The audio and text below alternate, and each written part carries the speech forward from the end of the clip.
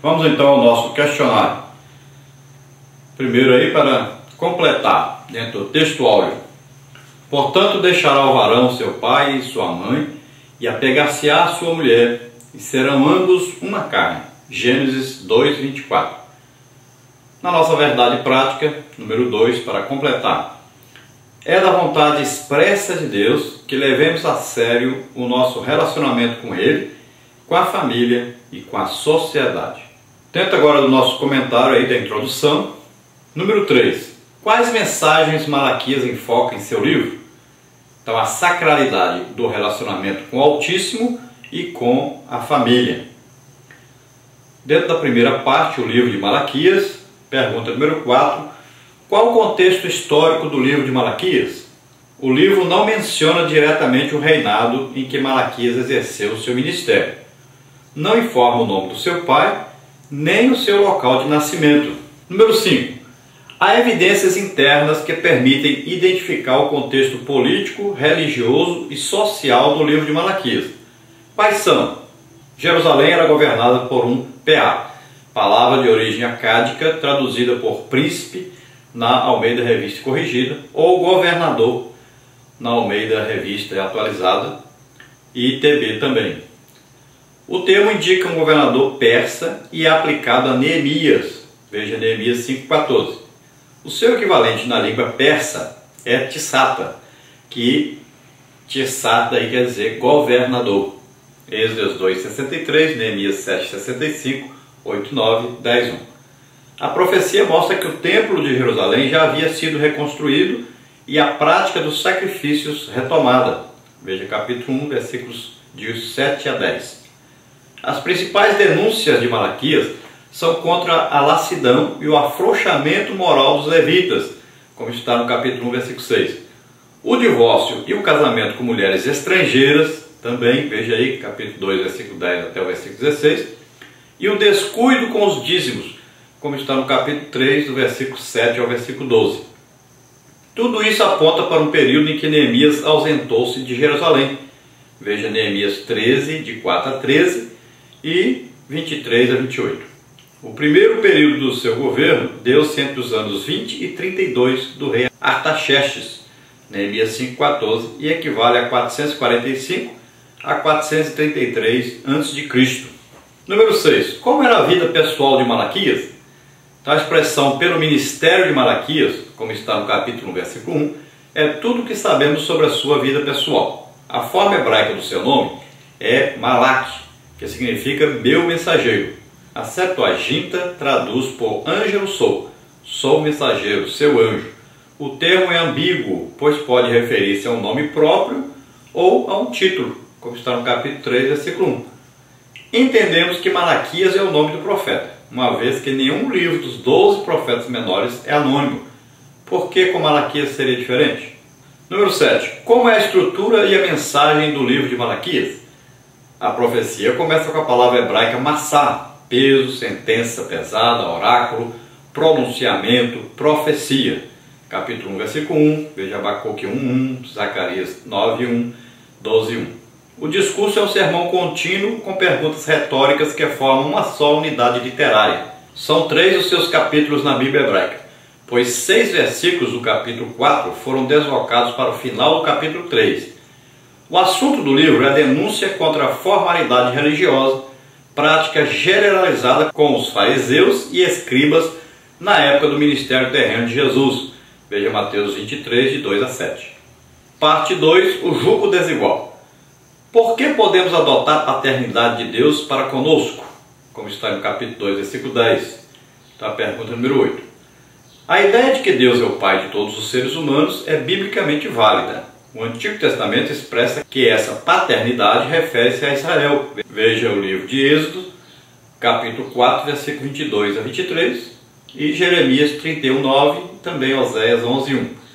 A criação divina dá base para isso, embora não garanta uma relação pessoal com ele. Atos 17, 28 e 29. Jesus, porém, fez os filhos de Deus por adoção. Por isso temos liberdade e direito de chamar ao Senhor de Pai. Veja Mateus 6:9, João 1:12 e Gálatas 4:6. Número 9. O que é deslealdade no livro de Malaquias? Então, o termo desleal aparece 5 vezes nessa seção. Capítulo 2, versículos 10, 11, 14 até o 16. Trata-se do verbo hebraico bagad, que significa agir traiçoeiramente, agir com infidelidade.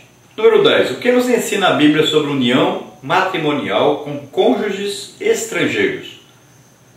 Então, não profanar o concerto dos pais, estabelecido no Sinai, como está no capítulo 2, versículo 10, que proíbe a união matrimonial com cônjuges estrangeiros, como está em Deuteronômio 7, de 1 a 4. Então, é uma instrução ratificada em Novo Testamento. Veja 2 Coríntios 6, 14, 16 e 18. Pergunta número 11. O que é e qual a punição prevista para o casamento misto, como está no capítulo 2, versículo 11 de Malaquias? Então, é a união matrimonial de um homem ou uma mulher com alguém descrente. O profeta chama isso de abominação e profanação. Os envolvidos são ameaçados de extermínio juntamente com toda a sua família, como está no capítulo 2, versículo 12. Pergunta número 12. O que é abominação?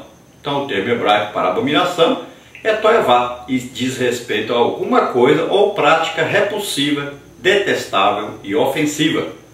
A Bíblia aplica-o à idolatria, ao sacrifício de crianças, às práticas homossexuais, etc. Como está em Deuteronômio 7, 25, 12, 31, Levíticos 18, 22, 20, 13.